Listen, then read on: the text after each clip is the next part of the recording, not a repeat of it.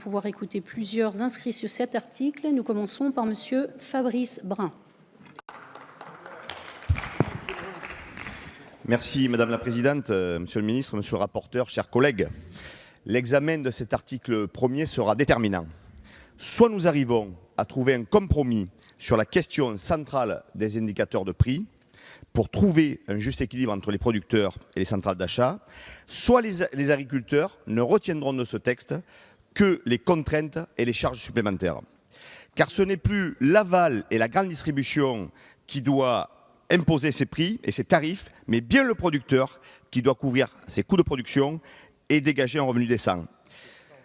Voilà pourquoi nous sommes nombreux à revenir à la charge sur cette question centrale des indicateurs de prix et défendre ainsi les producteurs, partie réputée la plus faible au contrat, dans ce rapport de force si déséquilibré, tant qu'on ne s'attaque pas à la cartellisation des centrales d'achat.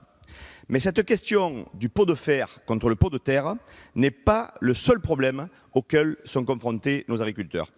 Car on ne peut pas déconnecter l'examen de ce projet de loi d'une actualité qui amène chaque semaine son lot de mauvaises nouvelles.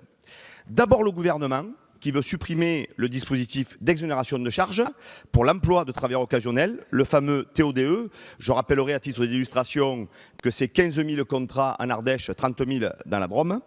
Votre réponse hier après-midi à mon collègue Bernard Guénès lors des questions au gouvernement ne peut satisfaire la profession, vous le savez, Monsieur le Ministre.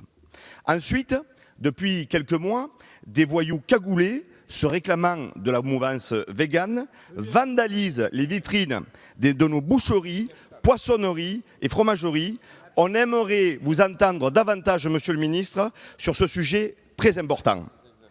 Et l'examen de ce projet de loi vous donne une tribune que nous pourrions utiliser ensemble pour dénoncer également les attaques des lobbies hygiénistes et prohibitionnistes contre le vin.